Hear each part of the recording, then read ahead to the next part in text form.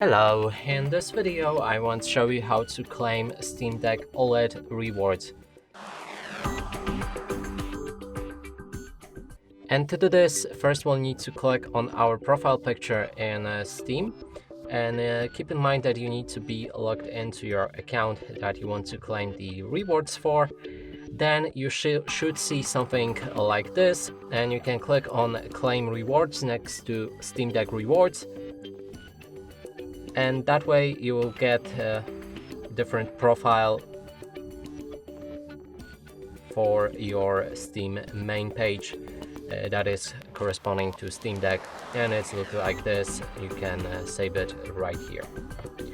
And that's it for this video. Hope you like it. Please consider subscribing to our channel, leave a like and a comment below.